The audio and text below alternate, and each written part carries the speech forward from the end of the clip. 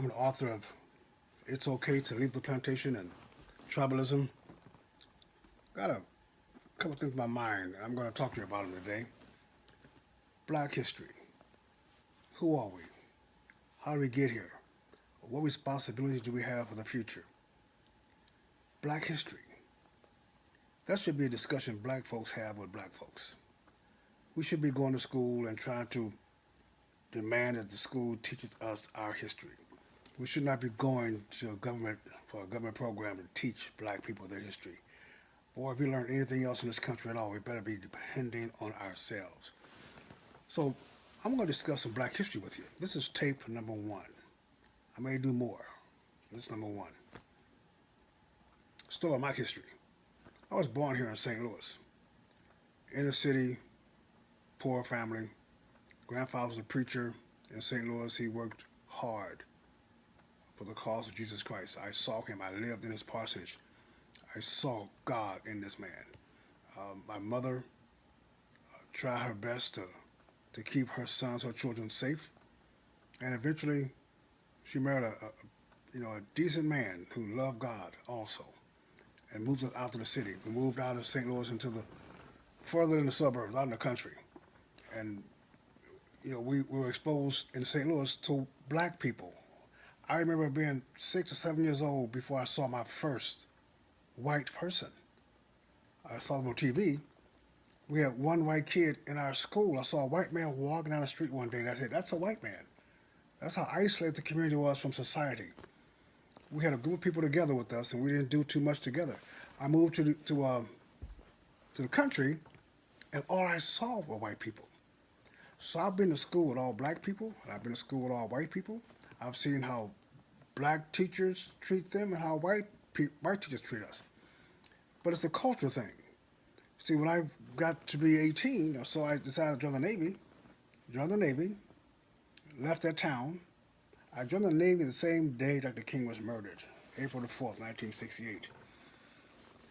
Came back from signing up, was told Dr. King was murdered. Bothered me a little bit. What I saw with Dr. King, from 14 till I was 18, what I saw was a man finally standing up, being a man, taking control of his community, not begging, not whining, not complaining. He was in the South when they were killing black folks in the South.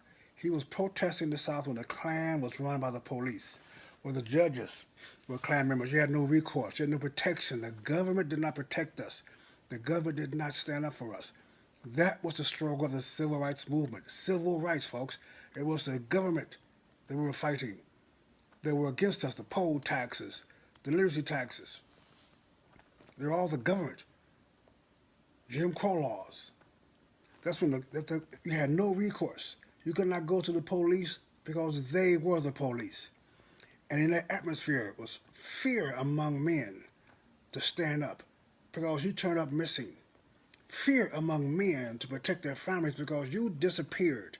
You were thrown in jail with no recourse. Lawyers wouldn't help you. In that kind of atmosphere, folks, that's tyranny. And Dr. King stood up in the midst of that and said, "We have had enough." At the same time, there were calls for a revolution. Malcolm X, the Black Panther Party, you had other folks doing things, but Dr. King was saying, "We have had enough." And in the midst of all that hatred, in the midst of the government coming against you, he stood up, and finally decent white folks and decent black folks stood with him and followed his lead. He had the March on Washington. We proclaimed some profound thoughts. And everyone said, yes, we got to follow his lead, but it took him to lead. It took a man to stand up and lead. 1968, I went to the Navy. Went to Vietnam to get a scratch on me. Came back. And I noticed that America had changed. They killed Dr. King on April the 4th, 1968. And the world, all black America, started looking for a new leader. Who's going to take the new leadership role of leading black people? Are we a tribe? A leadership role? Why couldn't you, black man, be the leader of your family? Dr. King showed you what leadership was. Why couldn't you? Why did 20 million black men stand up and say, we are going to lead our kids? Instead, we waited for a leader. And finally, the enemy gave us a leader. Many leaders.